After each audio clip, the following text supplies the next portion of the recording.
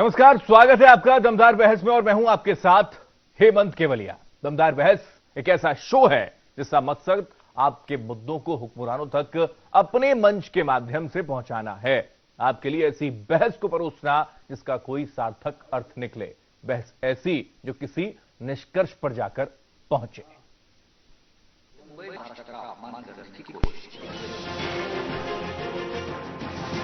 मुंबई ने आपको नाम, शोहरत, पैसा, इज्जत सब कुछ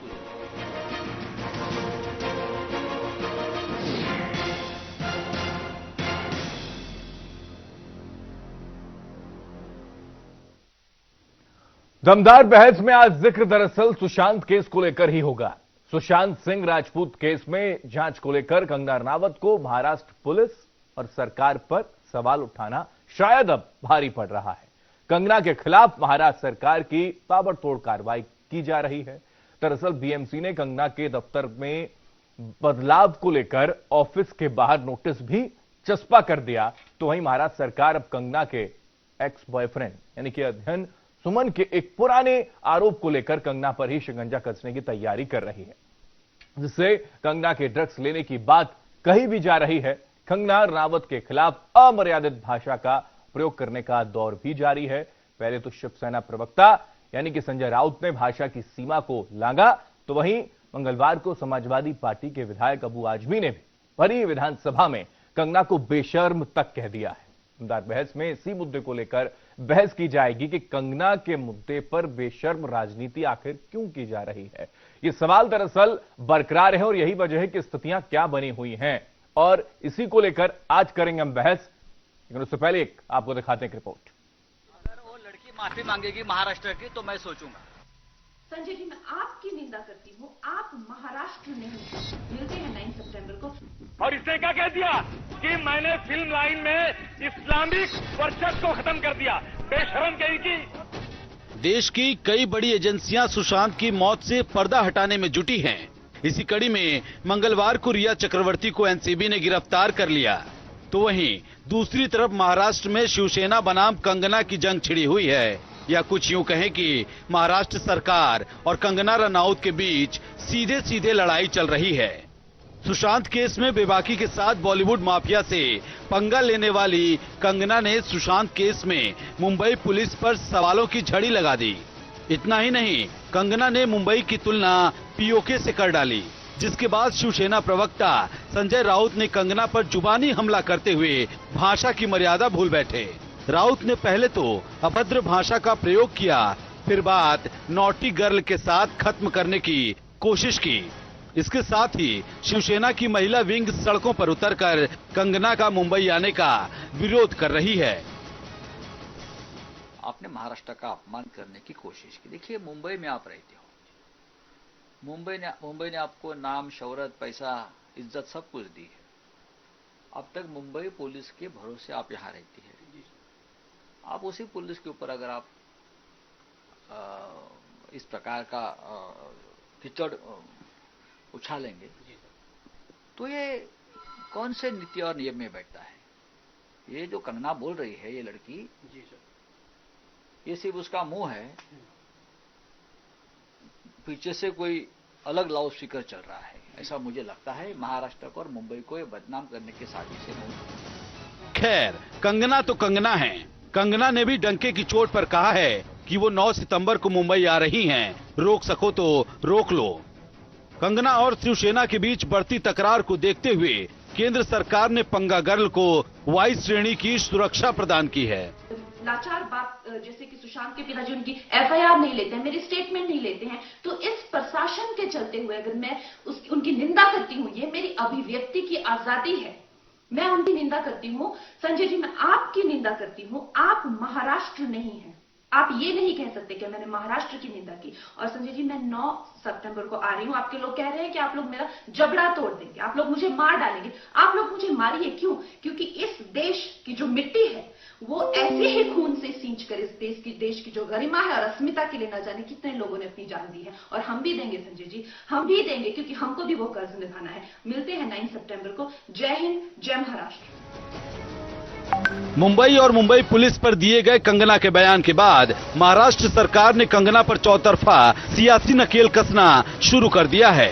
एक तरफ जहां बीएमसी ने उनके दफ्तर पर नोटिस चिपका दिया है और तर्क दिया कि कंगना के ऑफिस में बिना मंजूरी के परिवर्तन किए गए हैं, तो वहीं दूसरी तरफ महाराष्ट्र के गृह मंत्री अनिल देशमुख ने अध्ययन सुमन के एक पुराने इंटरव्यू के आधार पर कंगना को कटघरे में खड़ा करने की पूरी तैयारी कर ली है।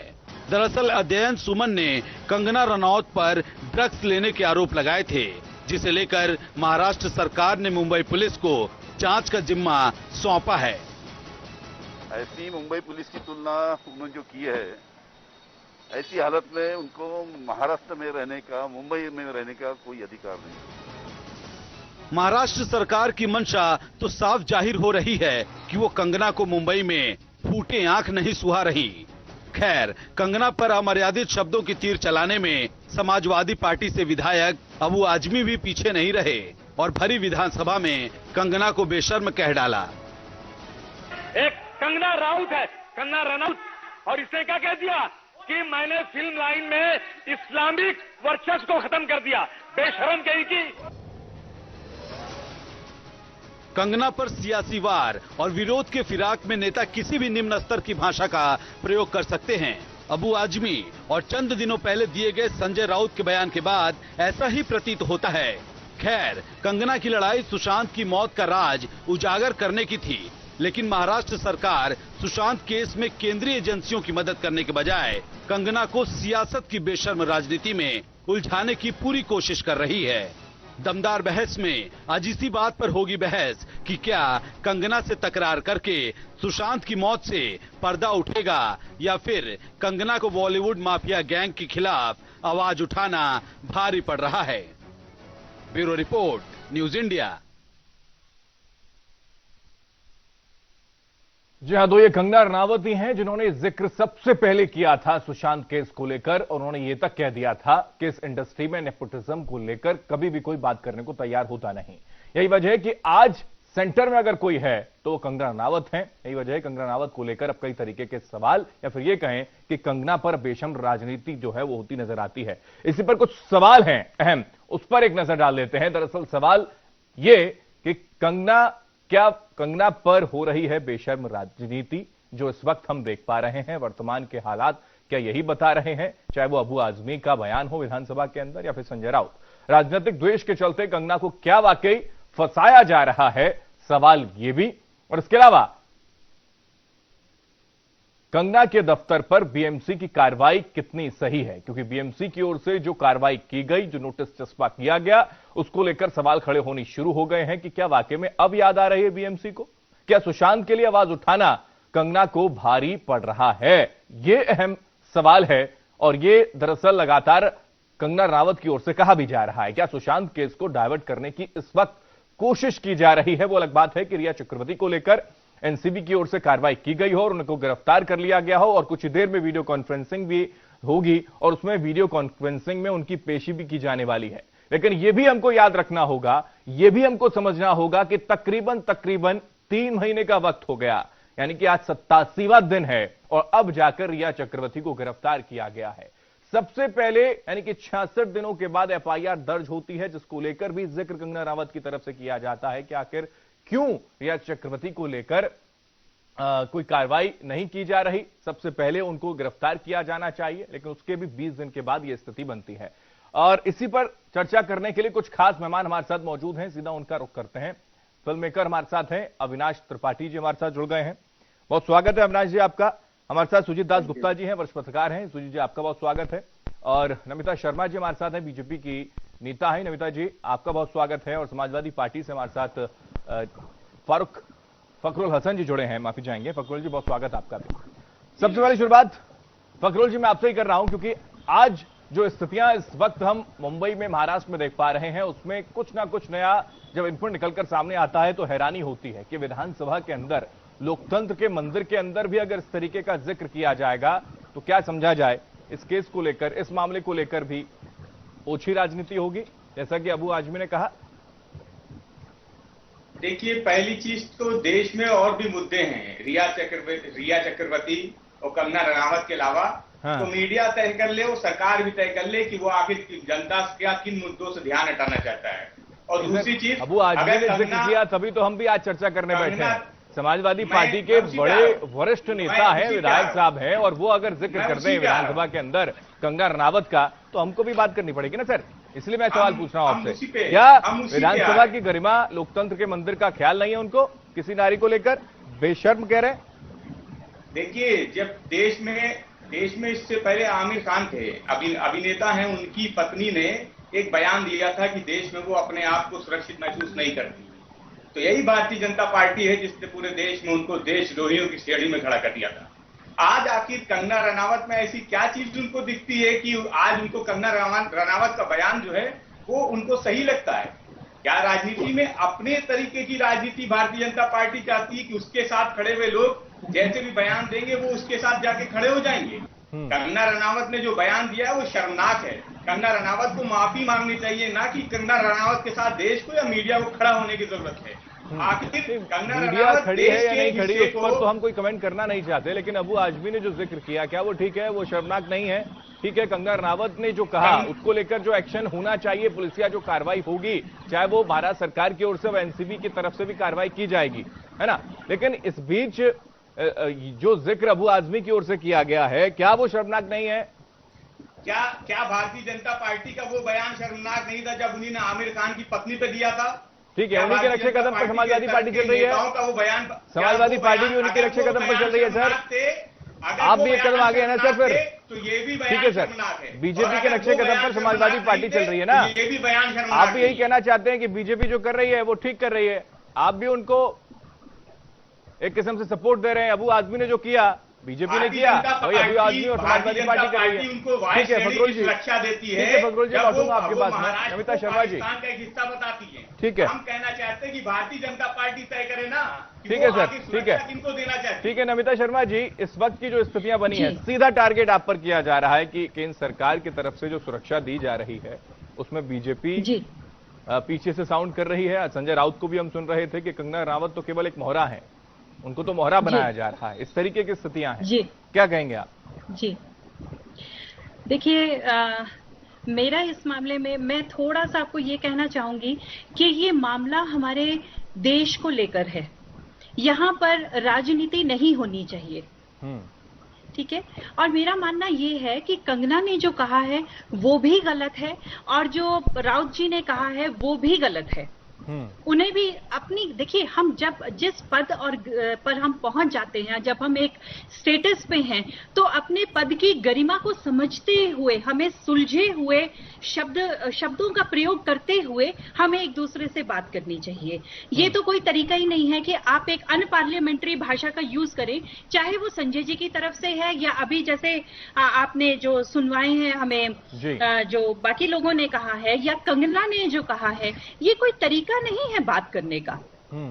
आप किस तरह से ये कह सकते हैं कि बॉम्बे जो है वो पीओके है? देखिए कंगना की वो कर्म भूमि है, अपनी कर्म भूमि का हमें आदर करना ही चाहिए, मेरा तो ये मानना है। और फिर आगे से जो संजय जी ने, जैसे राउत जी ने कहा, वो भी बहुत गलत है कि आप कैसे ये बात कह सकते हैं। कम से कम आप उस पद का तो ख्याल करें जहां पर आप बैठे हुए हैं, कम से कम उस चेयर की तो रिस्पेक्ट करें जहां पे आप बैठ के ये बात कर रहे हैं। मेरा नमिता शर्मा जी, मेरा सिर्फ इतना सा कहना है कि जो जिक्र संजय राउत की तरफ से किया गया, उन्होंने कहा कि कंगना रनावत तो केवल एक मोहरा है, पीछे से तो कोई और काम कर रहा है। जो जिक्र अभी उन्होंने किया, इसको किस तरीके से आप देखते हैं? क्योंकि वायु श्रेणी की सुरक्षा दी गई, सरकार गृह मंत्रालय ने दी, एमएचए ने दी, लेकिन इसमें बीजेपी इन्वॉल्व कहां से हो जाती है? वो तो यही बताना चाह रहे हैं ना।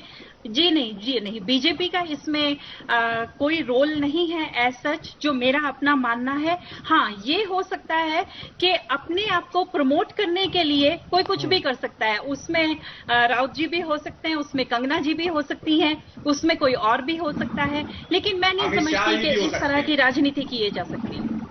ठीक है, मैं लौटूंगा आपके पास। अविनाश त्रिपाठी जी भी हमारे साथ हैं, फिल्म मेकर हैं। अविनाश जी, इस वक्त की परिस्थितियों को, क्योंकि रिया चक्रवर्ती को गिरफ्तार कर लिया, इनसे भी अपना काम कर रही है, थोड़ी देर में वीडियो कॉन्फ्रेंसिंग के जरिए उनकी पेशी भी होनी है, लेकिन सबके बीच में अभी मामला एक अलग निकलकर सामने आ गया कंगना रनावत का। और कंगना रनावत अलग लगातार एक्टिव सुशांत केस में रही हैं और वो बार बार यही जिक्र करती हैं कि मुझे अगर मैं वहां पहुंच रही हूं, मुझे अगर रोक सकते हैं तो रोक लें। इसको आप किस तरीके से देखते हैं कि एक फिल्म इंडस्ट्री में काम करने वाला इंसान जो अपनी आगे बढ़ता है, मुंबई से अपनी कर्मभूमि से आगे बढ़ता है, लेकिन उसी मुंबई को वो पीओके कह देता है और उसके बाद फिर रिएक्शन आने शुरू। जी जी, कंगना के इस बयान का मैं बिल्कुल पक्षधर नहीं हूँ जिस तरीके से उन्होंने मुंबई की तुलना पीओके से की, लेकिन मुझे लगता है सिर्फ उनके स्टेटमेंट को एक सिर्फ स्टेटमेंट के तरीके से नहीं देखा जाना चाहिए, उसका परिप्रेक्ष्य बैकग्राउंड क्या था आपको ये भी समझने की आवश्यकता है। जिस तरीके से जब पहली बार मुंबई पुलिस 65-70 दिन तक इस केस को हैंडल कर रही थी और किसी भी एक नतीजे पर नहीं पहुंची थी, और दुनिया को पता, जो भी लोग इसको देख रहे थे, केस को फॉलो कर रहे हैं, उनको पता है कि जिस दिशा में वो जा रही थी वो बिल्कुल ही इनकम्प्लीट इन्वेस्टिगेशन जो होता है उस तरीके से वो करने की कोशिश कर रही थी। और इस पर अगर कोई भी समाज का प्रबुद्ध व्यक्ति या कलाकार किसी अपने सह कलाकार या अपने किसी साथी के खिलाफ जो चीजें हो रही है या उसकी इन्वेस्टिगेशन को देख रहा है कि प्रॉपर नहीं हो रहा है और उस पर अगर मुंबई पुलिस पे वो कोई सवाल उठाता है तो मुझे लगता नहीं कि इसमें कोई गलत बात है। क्या मुंबई पुलिस पे सवाल उठाना ये क्या इसका हमें हक नहीं है? किसी भी व्यक्ति को क्या हक नहीं है? और अगर कोई व्यक्ति मुंबई पुलिस के खिलाफ कोई सवाल उठाता है कि आपकी जांच प्रॉपर नहीं है तो आप उसको ये कह देंगे कि अगर आप पुलिस पे भरोसा नहीं कर सकते हैं तो आप महाराष्ट्र में रहते क्यों हैं? मुझे लगता है जिस तरीके से कंगना को टारगेट करने की कोशिश की गई है, उनका बयान से मैं बिल्कुल समर्थन नहीं करता, लेकिन वो मुंबई पुलिस की आलोचना कर रही है, इस वजह से आप उनको टारगेट कर रहे हैं और आप कह रहे हैं कि आपको महाराष्ट्र में रहने की आवश्यकता नहीं है अगर आप यहाँ की पुलिस को भरोसा नहीं करती, ट्रस्ट नहीं करती। ये गलत बात है। हम एक डेमोक्रेटिक कंट्री में रहते हैं और हमें लगता है कि कोई भी सिस्टम, चाहे वो कोई पॉलिटिकल सिस्टम हो या कोई गवर्नमेंट का सिस्टम हो, कोई एजेंसी हो, अगर वो अपने कार्य को ठीक तरीके से नहीं कर रही है, नहीं कर पा रही है, किसी भी तरह का कोई प्रेशर है तो उसकी आलोचना करने का हमें अधिकार है नागरिक। ठीक है अविनाश जी, कंगना के दफ्तर पे बीएमसी की ओर से जो कार्रवाई की गई, इसको आप किस तरीके से देखते हैं कि क्या वाकई में बदले की भावना से सारा एक्शन हो रहा है? मैं इसको पूरी तरीके से एक पॉलिटिकल वेंडेटा के तहत की गई कार्रवाई को मानता हूँ। अगर उन्होंने किसी भी नियम का पालन नहीं किया था तो ये कोई आज की बात तो है नहीं, बहुत सालों से ये चीज रही होगी। पिछले 6 महीने से जितनी मेरी जानकारी है वो मुंबई में है नहीं, वो बाहर है। तो ये अचानक से उन्होंने कोई चेंज किया नहीं, लेकिन आप आज वो कर रहे हैं। 8-10 साल पहले अध्ययन सुमन ने उनके खिलाफ इस तरह का कोई स्टेटमेंट दिया था जब वो रिलेशनशिप उनका ब्रेकअप हुआ था। आप 10 साल तक क्या कर रहे थे कि उनके खिलाफ किसी तरह का इन्वेस्टिगेशन आपने नहीं किया और अचानक आपने इन्वेस्टिगेशन की बात, तो ये साफ पता लग रहा है कि आप उनको टारगेट करके किसी भी तरीके से हैरेस करने की कोशिश कर रहे हैं, जो मुझे लगता है कि कितने बड़े पॉलिटिकल पार्टी को या एक पॉलिटिकल लीडर को किसी एक व्यक्तिगत लड़ाई में इस तरीके से प्रवेश नहीं करना चाहिए। मुझे लगता है ये एक बहुत ही गलत नजीर पेश की जा रही है। ठीक है अविनाश जी, मैं लौटूंगा आपके पास। हमारे साथ वरिष्ठ पत्रकार भी जुड़े हुए हैं, उनका रुख कर लेते हैं। सुजीत दास गुप्ता जी हैं। सुजीत जी, इस वक्त जो घटनाक्रम निकलकर सामने आ रहा है, आप इसको किस तरीके से देखते हैं? क्योंकि एक तरफ पॉलिटिकल एक ड्रामा भी चल रहा है और दूसरी तरफ किसी को न्याय दिलाना है तो उसकी आवाज भी उठाई जा रही है। नमस्ते। जब आपके चैनल ने मुझे संपर्क किया तभी मैंने कहा था कि अगर आप इस इशू के राजनीतिकरण पे चर्चा करेंगे या ऐसे कि आप कंगना रनौत पे भी चर्चा करेंगे तो पब्लिक अटेंशन जो है वो असली मुद्दे से हट जाएगा। बल्कि अभी तक जिन 3 वक्ताओं ने अपनी बात रखी, मुझे आखिरी वक्ता की बात बहुत सही लगी। बिल्कुल सही ट्रैक पर उन्होंने बात की। क्योंकि देखिए ऐसा है कि एज नागरिक, चाहे आप फिल्म मेकर हो चाहे आप राजनेता हो, नागरिक तो आप सबसे पहले हैं। और नागरिक होने के नाते अगर कानूनी व्यवस्था आपको सही नहीं लग रही है तो टिप्पणी करने का आपको अधिकार है, आपको ये पॉइंट आउट करने का अधिकार है। और हालांकि मैंने कहा कि अगर इसकी राजनीति पे आप चर्चा करेंगे तो पब्लिक अटेंशन मूल मुद्दे से भटक जाएगा, लेकिन साथ ही साथ ये भी सच है कि अगर राजनीतिकरण नहीं होता तो ये केस कभी सीबीआई तक जाती ही नहीं और मुंबई पुलिस हमें घुमाती रहती, चक्कर लगाती रहती। जो पुलिस फोर्स ऐसी है जो कि लाश मिलने के 15 मिनट के अंदर अंदर घोषणा कर दे कि आत्महत्या है बिना किसी जांच के, उस पर भरोसा कैसे किया जा सकता है? जो पुलिस फोर्स ऐसी है जिसके 8 दिन पहले जो दिशा सालियान की मौत हुई और उसकी जांच ठीक से नहीं हुई, 60 दिनों तक उसके कपड़ों को फॉरेंसिक डिपार्टमेंट में नहीं भेजा गया जांच के लिए और हमें बताया गया, जो कि हम सभी को शक है कि वो मौत भी इस मौत के साथ जुड़ी हुई है और उसकी ठीक से जांच नहीं हुई।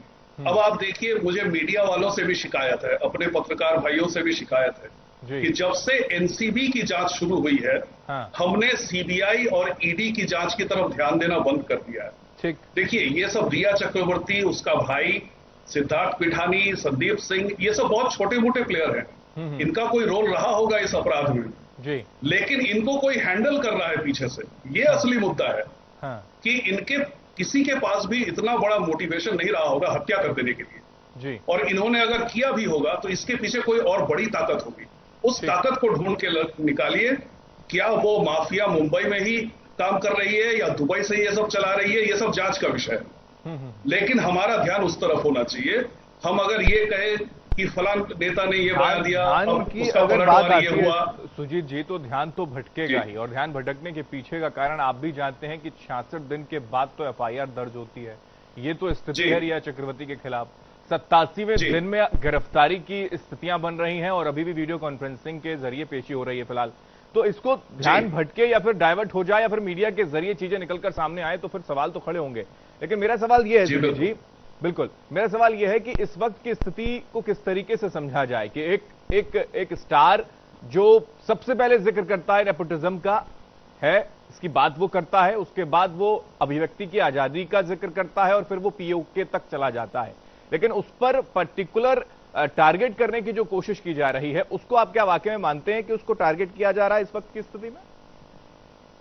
देखिए, महाराष्ट्र की सरकार बहुत घबराई हुई है क्योंकि मुंबई पुलिस की क्लास लगने वाली है। सीबीआई की जांच जैसे जैसे आगे बढ़ेगी, ईडी की जांच आगे आगे जैसे बढ़ेगी, तो सबसे पहला सवाल तो यह होगा कि 60 दिनों तक आपने इन्वेस्टिगेशन नहीं किया, सिर्फ इंक्वेस्ट किया।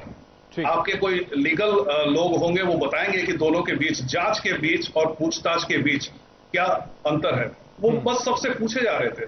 दिशा सालियान के मामले में तो ऐसा हुआ कि उन्होंने मुंबई के लोगों को, आम लोगों को पूछा कि अगर आपको कुछ पता है तो बताइए। तो भाई पुलिस किस बात के लिए है अगर आम लोग बताएं कि क्या हुआ केस में। ठीक, अब इसमें देखिए आप, इसके तार बहुत दूर तक जुड़े हुए हैं जी, क्योंकि जहां तक मुझे लगता है कि रिया चक्रवर्ती को सुशांत सिंह के जीवन में पुश किया गया, किसी ने पुश किया उसको, ये अपने आप नहीं हुआ जी। और तब से लेकर सुशांत के जीवन के पिछले रिकॉर्ड में ऐसी कोई बात न थी, न तो डिप्रेशन की कोई बात हुई थी, न तो बाइपोलर डिसऑर्डर की बात हुई थी, ठीक, और नहीं पैसे की हेराफेरी की बात हुई थी। अचानक ये सारी बातें रिया चक्रवर्ती के आते ही कैसे हो गई? और वो इतनी छोटी प्लेयर है कि वो खुद ये सब नहीं कर सकती, उससे किसी ने करवाया है। हाँ। तो ये सब जब बात आएगी और जब इस तरह की बात आएगी कि इसके साथ जुड़ा हुआ एक और व्यक्ति है, सूरज पंचोली, आदित्य पंचोली का बेटा, और उसके साथ सलमान खान के संबंध है, सलमान खान के साथ आदित्य ठाकरे के संबंध है। हाँ। और ऐसे में वहां के पुलिस कमिश्नर परमवीर सिंह जो है वो मातोश्री चले जाते हैं अपना हाजिरी लगाने के लिए। तो ये तो शक तो होता है ना कि जिन पर शक है आप उनके यहां पर जी हुजूरी करने जा रहे हैं, उनसे इंस्ट्रक्शन आप ले रहे हैं कि जांच में कैसे आगे बढ़ी है। जी, आपकी बातों पर फखरुल हसन जी मुस्कुरा रहे हैं और जाहिर है क्योंकि अब वो आदमी जब जिक्र कर सकते हैं, बेशर्मी की बात कर सकते हैं कंगना रावत को लेकर, तो उनका मुस्कुराना तो जायज है। फिलहाल यहाँ एक छोटे से ब्रेक के लिए रुकते हैं, ब्रेक के बाद चर्चा को जारी रखें।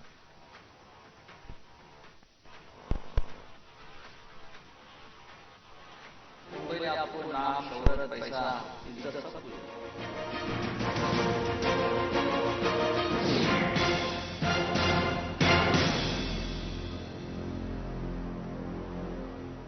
कोरोना महामारी के कारण सुस्त पड़ चुकी औद्योगिक गतिविधियों को रफ्तार देने के लिए राजस्थान सरकार ने शुरू किया है राज कौशल पोर्टल। औद्योगिक इकाइयां अपनी जरूरत के अनुसार इस पोर्टल के जरिए कुशल श्रमिकों को अपने यहां काम पर लगा सकती हैं। राज कौशल पोर्टल एक ऐसा प्लेटफॉर्म है जहां प्रदेश के श्रमिकों और औद्योगिक इकाइयों का सेंट्रलाइज्ड डेटाबेस उपलब्ध है। इस पोर्टल पर 53 लाख से ज्यादा श्रमिकों का डेटाबेस है जिन्हें उनके कौशल के आधार पर अलग अलग श्रेणियों में पंजीकृत किया गया है।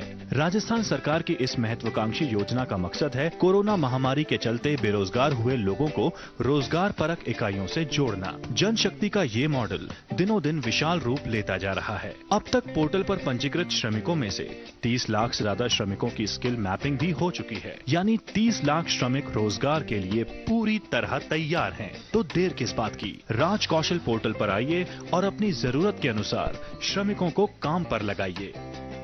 आप सभी को बावड़ेश्वरों का राम राम। चीर धरा का सीना वो नई उम्मीद जगाता है, अन्न उगाकर खेतों में वो भोजन हमें कराता है, मेहनत कर कर दिन रात वो भूख मिटाए संसार की। आओ सब मिलकर जयकार करें उस भोले किसान की। न्यूज इंडिया का नया कार्यक्रम जय जय किसान देश के मेहनती किसानों को समर्पित देखना ना भूलिए हर शनिवार शाम 6 बजे ओनली ऑन न्यूज इंडिया। देखना न भूलें जय जय किसान सुनील सुशीला शर्मा के साथ हर शनिवार और रविवार शाम 6 बजे। इस कार्यक्रम के प्रायोजक हैं भारतीय जैविक किसान उत्पादक संघ।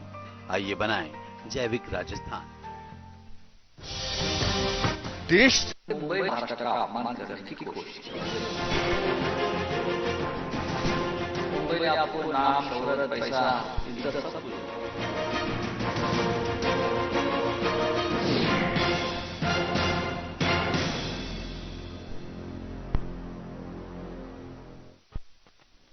के बाद एक बार फिर से स्वागत है और हम दरअसल जिक्र कर रहे हैं कंगना पर बेशर्म राजनीति की स्थितियां इस वक्त क्यों बनी हुई है। चकाचौंध इस दुनिया में अचानक से अंधेरा क्यों आ जाता है। केवल एक स्टार की बात नहीं है, कई ऐसे सितारे हैं जो कहीं गुम हो जाते हैं और जिक्र फिर केवल इतना सा होता है कि स्थितियां कुछ वहां बदली हुई थी और तमाम सवालों के बाद जवाब किसी को लेकर मिलता नहीं। इसी पर चर्चा करने के लिए लगातार हमारे साथ सभी मेहमान बने हुए हैं। फखरुल हसन जी, मैं अभी के पास आ रहा हूं क्योंकि आपने मुस्कुराहट के साथ ये संदेश भी दे दिया, शायद से कोई फर्क पड़ता नहीं है।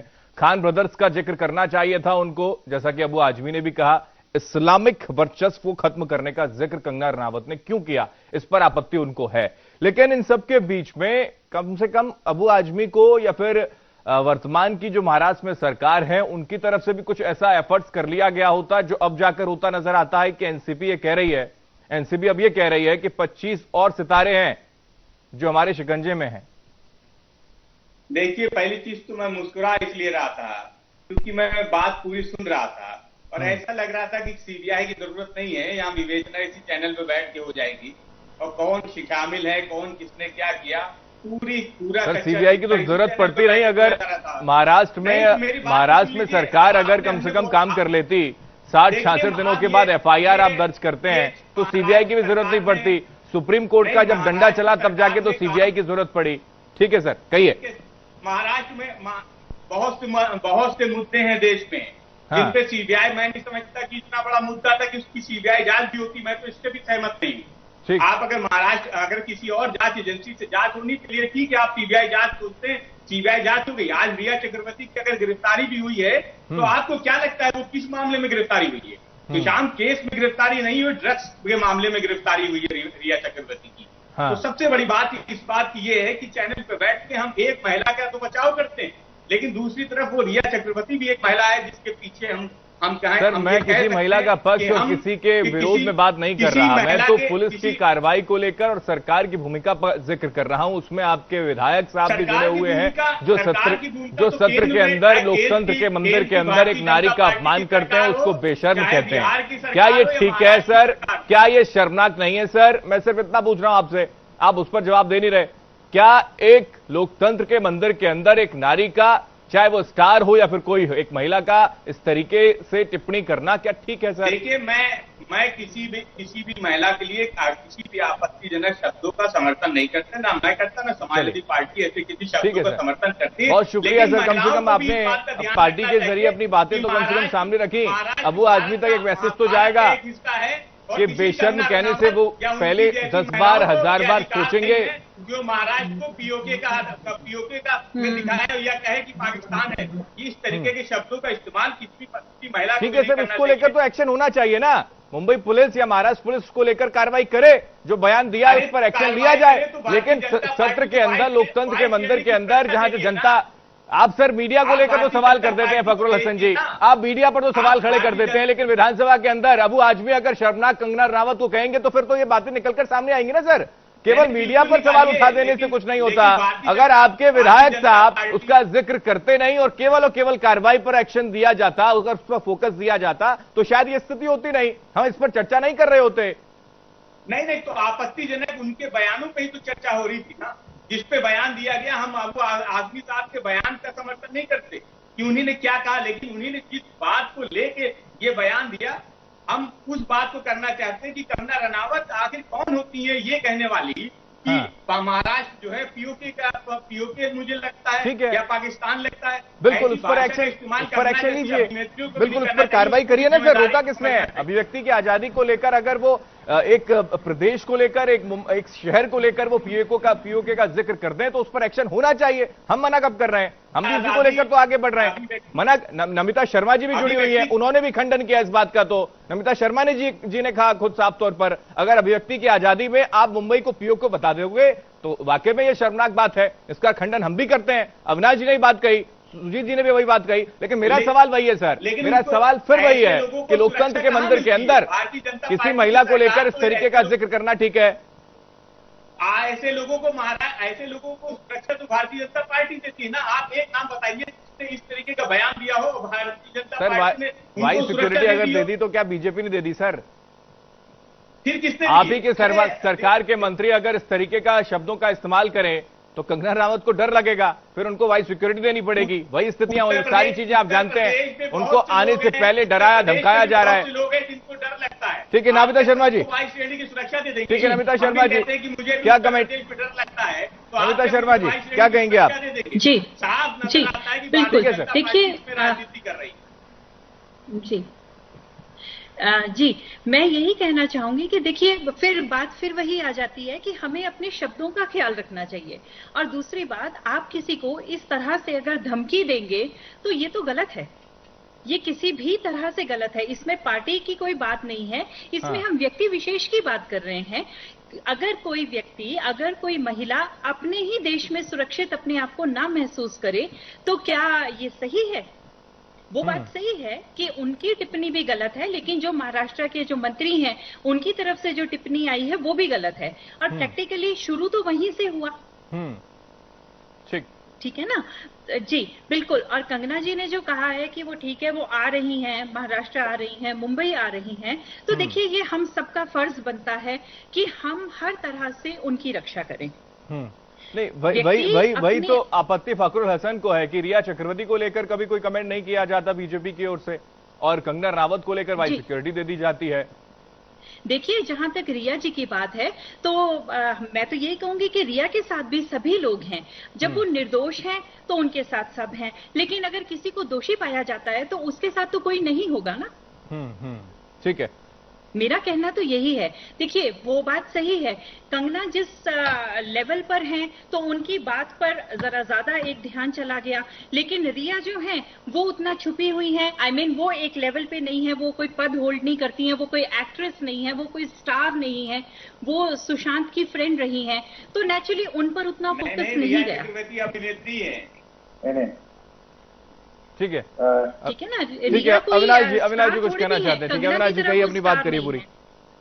मैं की बात से सहमत नहीं हूँ।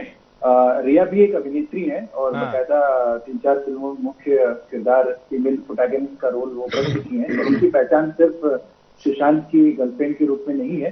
हाँ, लेकिन ये बात बिल्कुल सही है कि फिलहाल चूंकि वो एक्यूज हैं और उनके लगातार जिस तरह के चैट और बहुत सारे उनके ड्रग्स कनेक्शन पब्लिक डोमेन में आए हैं, ऑब्वियसली उनके प्रति जनता में कोई बहुत लगाव या उनके प्रति कोई सहानुभूति नहीं है। हाँ, वो पूरी तरीके से जिस दिन निर्दोष साबित हो जाएंगी तो उनके प्रति एक सहानुभूति डेफिनेटली लोगों के बीच में आएगी, लेकिन फिलहाल वो एक्यूज हैं और उनके खिलाफ बहुत तरह के इल्जाम है और जो बहुत हद तक वो सही साबित हो रहा है। जिस तरह की एनसीबी की जांच चल रही है और आज वो गिरफ्तार हुई है, और अगर चीजें और आगे बढ़ के चली, और मुझे लग रहा है एक बहुत बड़ा पेंडोरा बॉक्स शायद फिल्म इंडस्ट्री का खुलेगा, जिसमें बहुत सारे लोग शायद कहीं ना कहीं इस जांच के घेरे में आएंगे। और जहां तक कंगना की बात है, मैंने शुरुआत में भी कहा था कि कंगना ने जो शुरुआत की थी वो यहाँ से शुरुआत की थी कि महाराष्ट्र की पुलिस जिस तरीके से कार्रवाई कर रही है वो कार्रवाई सही नहीं है, और इस पे बहुत ऑफेंडेड फील किया महाराष्ट्र सरकार के कुछ नेताओं ने, उनके मंत्रियों ने, और उन्होंने लगातार कहा कि अगर आपको महाराष्ट्र की पुलिस पर भरोसा नहीं है तो आप ना आइए। मुझे लगता है ये बहुत ही गलत एटीट्यूड है। हमें लग रहा है कि चीज गलत हो रही है और हमें बोलने का हक है। आप हमारी आवाज को दबा नहीं सकते। आप ये सबको पता है कि महाराष्ट्र पुलिस ने जो काम किया वो बिल्कुल ठीक तरीके से काम नहीं किया। हसन जी, अगर भरोसा नहीं है तो मुंबई ना आइए, यही जिक्र उनकी तरफ से किया गया था। अविनाश जी भी वही बातें कह रहे हैं, लेकिन उसके साथ साथ जो अब स्थिति है उस पर आप किस तरीके से देखते हैं कि क्या ये बदले की भावना से कार्रवाई नहीं हो रही? बीएमसी की ओर से जो एक्शन लिया गया, क्या वो बदले की भावना से नहीं हो रहा? एनसीबी की ओर से जो एक्शन उनको लेकर अब लिया जा रहा है, क्या ये बदले की भावना से नहीं हो रहा है? सर देखिए वो महाराष्ट्र सरकार के इस मुद्दे पे लेके कि जो कार्रवाई चल रही है, मैं उसका समर्थन नहीं करता। मैं कहता हूं कि गलत हुआ है। अगर बदले की कार्रवाई से महाराष्ट्र सरकार को काम नहीं करना चाहिए। कंगना रनावत ने जो बयान दिया है वो निंदनीय है, हम उसका समर्थन नहीं करते। लेकिन कंगना रनावत के साथ इस तरीके का व्यवहार नहीं होना चाहिए कि वो किसी पार्टी से जुड़ी हुई है। ठीक है, उनका बयान बीएमसी ने जो कार्रवाई की है उसके साथ आप नहीं है, यानी कि बदले की भावना से हो रहा है सर, ये मानते ना आप? नहीं, बदले की भावना, देश में एक नई परंपरा शुरू हुई है। देश में चाहे भारतीय जनता पार्टी की सरकारें हों, दूसरे राज्यों में या देश में, हर जगह बदले की राजनीति से ही काम चल रहा है। मैं समझता हूं कि महाराष्ट्र सरकार भी भारतीय जनता पार्टी की उसी राह पे चल रही है। हम ना भारतीय जनता पार्टी की उस कार्रवाइयों, महाआघाड़ी भी उसी राह पर चल रही है, मान लेना सर। अब बीजेपी कर रही है तो महाआघाड़ी भी कर रही है। महाराष्ट्र सरकार की इस कार्रवाई का हम समर्थन नहीं करते। बदले की राजनीति से किया गया, चाहे वो किसी भी पार्टी के द्वारा किया गया काम हो, उसका समर्थन समाजवादी पार्टी नहीं। चलिए ठीक है, कम से कम ये शुक्र है ललित सक्सेना जी हमारे साथ, शिवसेना के नेता हमारे साथ जुड़ गए हैं। ललित जी, बदले की राजनीति से एक्शन कंगना रावत को लेकर किया जाएगा तो फिर कैसे आगे बढ़ेगी सरकार? फखरुल हसन जी साफ तौर पर कह रहे हैं कि ऐसा नहीं करना चाहिए था। जी, राज्य सरकार अगर कंगना राणावत के लिए इतनी सरकार को अगर सिपाही फ्री है और उसमें प्रशासन फ्री है कि एक जो मुंबई में रहती है, मुंबई में कमाती है, मुंबई में खाती है, जो मुंबई में रहती है, मुंबई में कमाती है और मुंबई में ही खाती है, और मुंबई को ही गाली बकती है, ऐसे लोगों के लिए हम सहयोग नहीं करना चाहेंगे। और केंद्र सरकार से चाहेंगे कि भाई केंद्र सरकार इस बात पे विचार करे कि इस तरह से किसी को सुरक्षा देना, सुरक्षा का कोई कारण होता है। सर मुंबई में डर लगता है इसलिए सुरक्षा दी है सर। आप ही ने कहा मुंबई ना आइए, आप ही के पार्टी के जो नेता हैं, मंत्री हैं, वही कह रहे हैं सर, इसलिए तो डर लगता है कैसे कंगना रावत वहां पर आ जाएं। अगर कुछ हो गया, उनको धमकी अगर दी जा रही है तो फिर ना कोई सिक्योरिटी तो देनी पड़ेगी ना सर। नहीं सर, बिल्कुल सिक्योरिटी देनी पड़ेगी। तो इसके लिए उनके साथ अभी कोई हादसा थोड़ी हो गया। अगर किसी व्यक्ति ने अगर कोई बयान किया है तो उसे विचार करके बयान दिया होगा, बिना विचार के तो बयान दिया नहीं होगा। और जब जो व्यक्ति, सबसे बड़ी बात यह कि मुंबई में रहता है, मुंबई में खाता है, मुंबई में कमाता है और मुंबई से ही उसने पैसा कमाया है, तो उसको मुंबई के लिए इस तरह के शब्दों का इस्तेमाल नहीं करना चाहिए था। ठीक है ललित जी, लेकिन ये स्थितियां तो बनी हुई हैं कि अगर उन्होंने अभिव्यक्ति की आजादी की आड़ लेकर देश विरोधी कहीं कोई जिक्र कर दिया है तो उसी तरीके से एक्शन लिया जाना चाहिए था, ना कि एनसीबी में फंसा दो, ना कि बीएमसी की ओर से कार्रवाई कर दो। क्या ये बदले की भावना से नहीं है सर? नहीं सर, बदले की भावना से तो आप क्या समझते हैं? बदले की भावना से तो है ही थोड़ा बहुत, तो कि अगर मान लो अगर जो भाजपा सरकार है वो बदला ही चाह रही है, भाजपा सरकार की चली नहीं तो इसलिए महाराष्ट्र में महाआघाड़ी है सर, आपकी सरकार है वहां पर, तो बीजेपी का जिक्र तो हम कर ही नहीं रहे। बदले की भावना से कार्रवाई नहीं करी क्या सर बीएमसी ने? उनके दफ्तर पर नोटिस चस्पा कर दिया है, रिनोवेशन को कोई काम नहीं किया जाएगा। सहमत है सर? नहीं सर, ये तो कोई कानूनी कार्रवाई रही होगी, तो इसके बारे में तो मुंबई महाराष्ट्र सर अभी तक सो रही थी क्या सरकार? बीएमसी अभी तक सो रही थी? भाई पीएमसी तो सो रही थी या जग रही थी, ये तो पीएमसी से पूछा जाए कि साहब ये जो कार्रवाई हुई है बदले की भावना से हुई है क्या? हमारा तो कहना यह है कि एक कंगना राणौत को यदि केंद्र सरकार भाजपा की शय पर अगर एक सुरक्षा प्रदान करती है तो वो गलत है। चलिए बीएमसी किसकी है ये तो कम से कम आप जान लेते, उसके बाद अपनी बात करते। चलिए ठीक है, मैं लौटूंगा आपके पास। सुजीत दास गुप्ता जी कुछ कहना चाहते हैं बहुत देर से। सुजीत जी कहिए। जी, जब हम कहते हैं कि अपराध की किसी घटना का राजनीतिकरण नहीं होना चाहिए, तो राजनीति से हमारा तात्पर्य सिर्फ Congress, BJP, NCP, Shiv Sena, Samajwadi party नहीं है। देखिए अभी हमारे चर्चा के दौरान कई तरह की राजनीति हो चुकी है। एक बार ये कहा गया कि महिला के बारे में हमें अलग से संवेदनशील होना चाहिए, ठीक है। इसी प्रकार से कोई कह सकता है कि अल्पसंख्यक के प्रति हमें संवेदनशील होना चाहिए। सोशल मीडिया में आपने देखा होगा कि क्षेत्रवाद को लेकर भी राजनीति हो रही है। कोई कह रहा है कि बंगाली लोग जादू टोना करते हैं, कोई कह रहा है कि नहीं आप ऐसे नहीं है, बिहारी लोग ऐसे होते हैं, ठीक है। तो इस तरह की तमाम ऐसी बातें हो रही हैं जिसका अपराध के साथ कोई संबंध नहीं है और वैसे भी बेहुदी बातें हैं, ठीक। इसलिए हमें हमेशा ये ध्यान रखना चाहिए कि हमारा जांच की तरफ से ध्यान न हटे, और वो भी जांच जो है वो 3 अलग अलग एंगल से हो रही है। सीबीआई की जांच अलग है, ईडी की जांच अलग है और एनसीबी की जांच अलग है। हमें ऐसा लगता है कि पिछले कुछ समय से हम एनसीबी की जांच पे बहुत ज्यादा ध्यान दे रहे हैं और सीबीआई और ईडी की जांच पे इतना ध्यान नहीं दे रहे हैं। और मैं फखरुल हसन जी की एक बात का जवाब देना चाहूंगा। अगर वो किसी बात का खंडन कर रहे हैं तो वो भी तो ये समझ रहे हैं ना कि सब कुछ वो जान चुके हैं, इसलिए किसी को बोलने का अधिकार नहीं है। बिल्कुल, क्योंकि मीडिया में तो हमेशा कोई भी बड़ा जो अपराध है, बड़े अपराध की घटना घटती है तो हम दिनों तक उस पर चर्चा करते हैं। हमने आरुषि हत्याकांड की चर्चा की, हमने निर्भया की चर्चा की, तो उस पर भी हमें चुप करा दिया जाता कि आप नहीं बोल सकते। अभी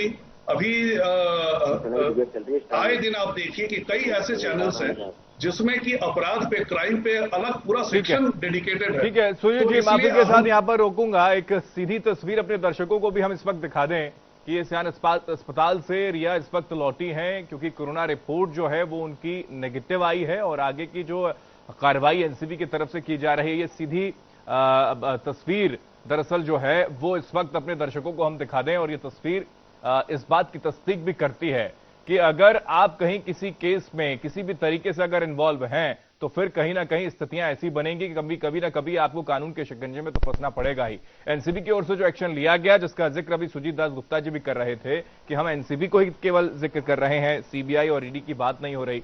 सुजीत जी, मैं वापस आपके पास आ रहा हूं। मैं बार बार, जैसा कि आपने भी कहा कि एनसीबी को लेकर ही केवल चर्चा की जा रही है, लेकिन यह भी तो साफ तौर पर समझा जा सकता है सुजीत जी कि एनसीबी की ओर से अब यह भी कह दिया गया कि कई और सितारे हैं जो रडार पर हैं एनसीबी के, तो फिर इसको थोड़ा सा और बंद हो गई। सुजीत जी, आवाज आ रही है आपको? हाँ, मेरा सवाल दरअसल यह है कि 25 सितारों का जिक्र किया है, हालांकि किसी का नाम अभी तक लिया नहीं है, तो फिर ये और ज्यादा फोकस में आ जाता है कि आखिर ये मामला कहां तक पहुंचेगा। क्या इसमें खान ब्रदर्स होंगे? क्या वो पंचोली का जिक्र जो आपने भी किया, क्या वो वहां तक पहुंच जाएगी आंच? जी, मेरा कहना यह है, मेरा ये कतई मतलब नहीं है कि एनसीबी महत्वपूर्ण नहीं है। हाँ। बहुत ही महत्वपूर्ण अंग है ये इन्वेस्टिगेशन का, लेकिन केवल यही नहीं है। इसके आगे तार कहां कहां जाके जुड़ते हैं, इस पे हमें ध्यान रखना चाहिए और हमें ये नहीं समझना चाहिए कि पूरा केस सॉल्व हो गया है। अभी तो इसकी शुरुआत हुई है, अभी बहुत सारा क्रॉस एग्जामिनेशन होगा। हाँ। सिर्फ यही नहीं, एक विटनेस को दूसरे विटनेस के साथ और अलग से पूछताछ की जाएगी और उसके बाद वहां ड्रग से लेकर मनी लॉन्ड्रिंग तक केस जाएगी। हाँ। मैं किसी का नाम नहीं लेना चाहता क्योंकि मैं पहले से कैसे कह सकता हूं कि किसका नाम आएगा, लेकिन बड़े बड़े नाम आएंगे, इसके बहुत साफ आसार दिख रहे हैं। ठीक है। और आप बारीकी से पिछले कई समय से इन सारी चीजों को देखते आ रहे हैं, समझते आ रहे हैं। क्या ये माने कि 3 महीने का वक्त लगा, उसके बाद ये एक हाई प्रोफाइल मामला जो है वो अब उसकी परतें खुलती हुई नजर आएंगी और सही दिशा में हो सकता है आने वाले वक्त में एक्शन होगा? क्या मानते हैं आप सर? बिल्कुल सही दिशा में जांच आगे बढ़ रही है, लेकिन हम इसी बात को लेकर उछलते न रहे कि किसी की गिरफ्तारी हो गई, किसी को पूछताछ हुई, डीआरडीओ के हाउस में हुआ या कहां पर हुआ। हाँ। ये सब जो है बहुत छोटी छोटी बातें हैं। हाँ। हमें जो बिगर पिक्चर है उसकी तरफ देखना चाहिए कि इससे कौन से बड़े बड़े जो घाघ जो हैं, जो इस सबको चलाते हैं, वो चेहरे सामने आए और इनका वर्चस्व पूरा खत्म हो। मैं किसी समुदाय, किसी संप्रदाय इनकी बात नहीं कर रहा हूं, एक माफिया है। बिल्कुल, क्योंकि आज अबू आजमी ने भी जिक्र किया कि वो खान ब्रदर्स को लेकर जिक्र करते तो समझ में आता है, लेकिन इस्लामिक वर्चस्व को खत्म करने का जिक्र अगर किया जा रहा है तो फिर ये समझ से परे है। नहीं, क्योंकि हमने इतने सारे जो नाम लिए उसमें केवल एक मुसलमान है, सलमान खान, बाकी सब तो हिंदू हैं। हाँ। तो कहां सांप्रदायिक का सवाल कहां उठता है? ठीक है, उसको रंग देने की कोशिश तो खैर की गई। क्या बकरुल हसन जी, क्या उसको रंग देने की कोशिश कर रहे थे अबू आजमी? देखिए, पहली चीज तो चाहे वो सलमान खान हो और चाहे आदित्य ठाकरे हो, उनका नाम मैं नहीं समझता कि उनका नाम किसी को लेने की जरूरत है, जब तक कि जांच एजेंसी उस नतीजे तक कहीं ना पहुंच जाए कि उनका कहीं इन्वॉल्वमेंट है। या भाई सलमान खान ब्रदर्स का ही तो जिक्र अबू आजमी ने किया, हमने तो किया नहीं सर। उन्होंने खुद कहा, आज आपने सुना नहीं शायद, उन्होंने कहा इस्लामिक वर्चस्व को खत्म करने की बात अगर कंगना रनावत कर रही है तो मेरे को पचेगा नहीं। खान ब्रदर्स का अगर जिक्र किया होता तो मैं कुछ नहीं कहता, यही तो बोला ना सर उन्होंने। देखिए, मैंने उनको भी सुना और मैंने अपने साथी को भी अभी सुन रहा था, उनको भी मैं बहुत देर से सुन रहा था। देखिए, बात घूम फिर के वहीं पे आ रही है। अभी आदित्य ठाकरे का भी नाम लिया गया। मैं समझता हूं कि हमें कम से कम सीबीआई की जांच चल रही है, हमें थोड़ा इत्मीनान रखना चाहिए, थोड़ा धैर्य रखना चाहिए। जब तक कि जांच एजेंसी किसी नतीजे पर नहीं पहुंच जाती, हमें किसी ऐसे आदमी का, सलमान खान सिर्फ हिंदुस्तान में ही लोग उनके प्रशंसक नहीं है, दुनिया में भी उनके प्रशंसक हैं। आदित्य ठाकरे महाराष्ट्र में विधायक भी हैं, उनकी भी एक हस्ती है। मैं समझता हूं कि इस तरीके से किसी व्यक्ति का नाम बिना किसी आधार के हमें नहीं लेना चाहिए। सीबीआई जांच हो रही है, देश की सबसे बड़ी जांच एजेंसी है।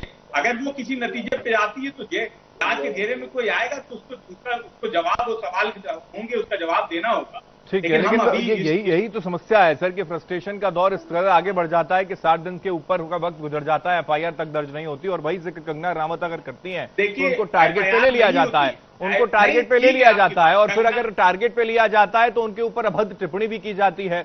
वही जिक्र हम भी कर रहे हैं। अविनाश जी भी हमारे साथ है। अविनाश जी, क्या आप मानते हैं कि इस वक्त की स्थिति ऐसी है, सही दिशा में अब जांच हो रही है?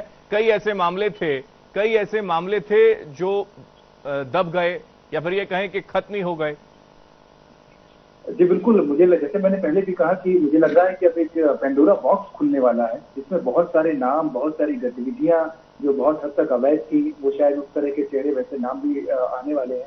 और अभी मेरे मित्र समाजवादी पार्टी के बार बार ये कह रहे थे कि महिलाओं का सम्मान होना चाहिए, लेकिन उन्होंने एक बार भी निंदा अबू आजमी की नहीं की कि जिस तरीके से उन्होंने एक महिला के बारे में एक विधानसभा में जिस तरह की भाषा का इस्तेमाल किया, और दूसरी बहुत सारी बातें कंगना ने कही हैं, लेकिन उसमें किसी एक खास बात को पकड़कर पूरे मुद्दे को जिस तरीके से सांप्रदायिक बनाया गया, मुझे लगता है बहुत गलत तरीके से पूरी स्थिति को बांटने की कोशिश अबू आजमी के द्वारा की गई है, जो बिल्कुल सही नहीं है। बहुत सारे नाम लिए, कंगना रनावत ने फिल्म इंडस्ट्री के कुछ बड़े चेहरों का नाम लेते हुए ट्वीट किया था कि आप इनका ड्रग टेस्ट कराइए, और मुझे उम्मीद है कि इसमें आपको कोई जानकारी मिलेगी, या ये लोग खुद जाए पुलिस के पास और जाके अपना टेस्ट कराएं।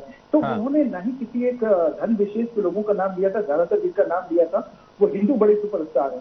तो बहुत सारी चीजें उन्होंने कही है, लेकिन उससे किसी एक चीज को आप संदर्भ से काट कर और उसको आप अलग रंग में पेश करेंगे तो मुझे लगता है ये गलत होगा। और पूरी लड़ाई को कंगना वर्सेस महाराष्ट्र सरकार कर दिया गया है। मुझे लगता है सरकार की खुद हार है। अगर एक व्यक्ति को आप अपने खिलाफ इतना बड़ा कर देते हैं जिसमें मुझे लगता है कि वो व्यक्ति सरकार पर भारी होने लगता है, तो आपकी मौलिक, मुझे लगता है, और नैतिक दोनों तरीके से आपकी जो ये हार है। और इस तरह की लड़ाई बनानी नहीं चाहिए।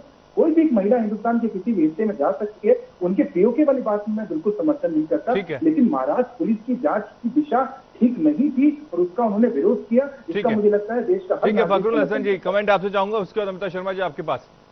फखरुल जी, देखिए अभी हमारे मित्र बोल रहे थे कि हमने अबू आसिम साहब की बात का मैंने पहले ही खंडन किया कि समाजवादी पार्टी उनके बयान के साथ नहीं। आप चाहते हैं कि हम निंदा करते तो क्या अनुशासनात्मक कार्रवाई करेगी समाजवादी पार्टी से? हम निंदा, क्या अनुशासनात्मक कार्रवाई हो जाएगी क्या उन पर? देखिए हर व्यक्ति पे हम पूछना चाहते हैं। भारतीय दूसरे दल राजनीतिक, हमने तो अभी इससे पहले हमारे पार्टी के एक नेता ने बयान दिया था, हमने उनको पे कार्रवाई भी कर दी। क्या भारतीय जनता पार्टी या दूसरे संगठन किसी पे व्यक्ति पे इतनी जल्दी कार्रवाई करते हैं? हमें अगर जरूरत महसूस होगी तो अबू आजमी साहब से हम उनसे स्पष्टीकरण मांगेंगे, फिर समाजवादी पार्टी देखे कि उनको क्या करना है। लेकिन समाजवादी पार्टी उनके इस बयान के साथ नहीं है, और ना ही हम कंगना रनावत के तो सर कोई पार्टी सर कोई कार्रवाई करेगी क्या सर? कम से कम एक मैसेज तो जाए, पार्टी क्या इसको लेकर कोई कार्रवाई करेगी? कम से कम मैसेज भी जाए, महाराष्ट्र में भी जाए, फिर उत्तर प्रदेश में भी जाए, जहां पर दरअसल समाजवादी पार्टी की ओर से अखिलेश यादव ये जिक्र बार बार करते हैं कि महिला अपराध बढ़ रहा है, योगी सरकार ध्यान दे लो। तो कम से कम अबू आजमी की इस तरीके के बयान को लेकर, विधानसभा के अंदर के इस टिप्पणी को लेकर अगर वो कार्रवाई कर दें तो शायद मैसेज चला जाएगा। देखिए जब भारतीय जनता पार्टी और महाराष्ट्र की सरकार, महाराष्ट्र में सुशांत केस को लेके भी जी, चलिए ठीक है। नमिता जी, आप इसको किस तरीके से आगे अब देख पा रही हैं आने वाले वक्त में? क्योंकि साफ तौर पर अभी जैसा कि संजय राउत ने भी कहा था कि पीछे से कोई पुश कर रहा है, ऐसे कंगना रनावत आगे नहीं बढ़ रही और सीधे तौर पर आप ही की ओर इशारा किया जाता है, तो फिर कैसे इसको समझें? क्योंकि खुद जयराम ठाकुर की तरफ से भी यह जिक्र कर दिया गया कि अगर उनको सुरक्षा महसूस होगी तो फिर सुरक्षा तो देनी पड़ेगी। जी देखिए, सबसे बड़ी बात यह है कि राष्ट्र है तो हम हैं। मैं इस बात को इस तरह से कहना चाहूंगी कि ये हमारे लिए, हम सब के लिए ये बहुत दुख की बात है कि अपने ही देश में रहते हुए हमें असुरक्षित रहना पड़ रहा है, या हमें एक असुरक्षा की भावना आ रही है। ये सही में बहुत गलत बात है। जहां तक कि ये बात है कि ठीक है, हमारे जो चीफ मिनिस्टर हैं माननीय जयराम जी ने, उन्होंने ये कहा है कि अगर कंगना जी को महसूस होती है कि उन्हें सुरक्षा दी जाए तो डेफिनेटली प्रदेश सरकार उन्हें सुरक्षा देगी। तो मैं इस चीज का भी स्वागत करती हूँ। और जहां तक सुशांत की केस की बात है, देखिए वो अपने उसमें चल रहा है, हमें अपनी न्यायपालिका पे भरोसा रखना ही है और हम रखते भी हैं।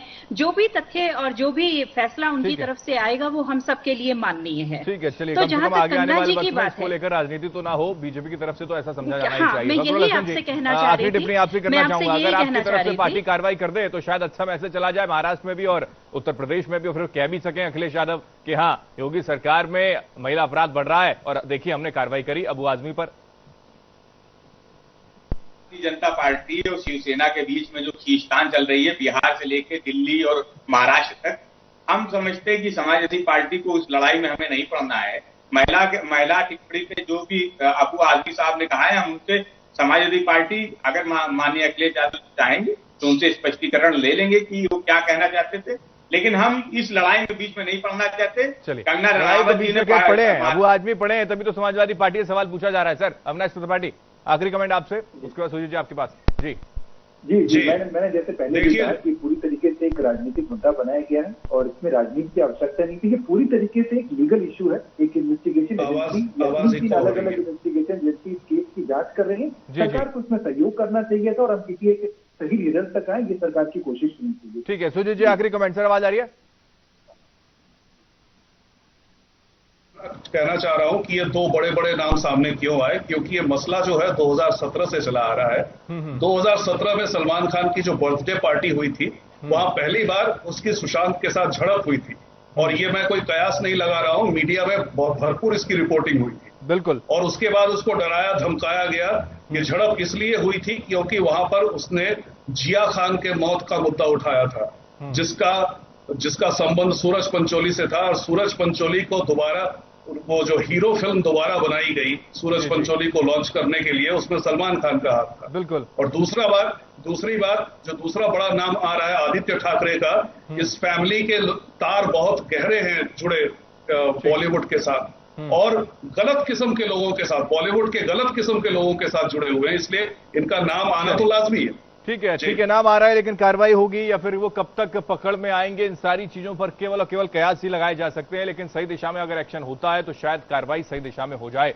बहुत बहुत शुक्रिया सभी मेहमान हमारे साथ जुड़े, आप ही सभी मेहमानों को बहुत शुक्रिया। वक्त भी कमी है, चर्चा को विराम देना होगा, लेकिन साफ तौर पर यह समझा जा सकता है कि चकाचौंध की इस दुनिया में अचानक से अंधेरा अगर आता है तो फिर स्थितियां कुछ बदली नजर आती हैं। लेकिन यह भी दुर्भाग्य है कि अगर ऐसे हाई प्रोफाइल मामलों को लेकर समय पर कार्रवाई नहीं होगी तो फिर सवाल तो खड़े होंगे। इसके साथ दमदार बहस में इतना ही। देश दुनिया की तमाम खबरों के लिए आप देखते रहिए न्यूज़ इंडिया। नमस्कार।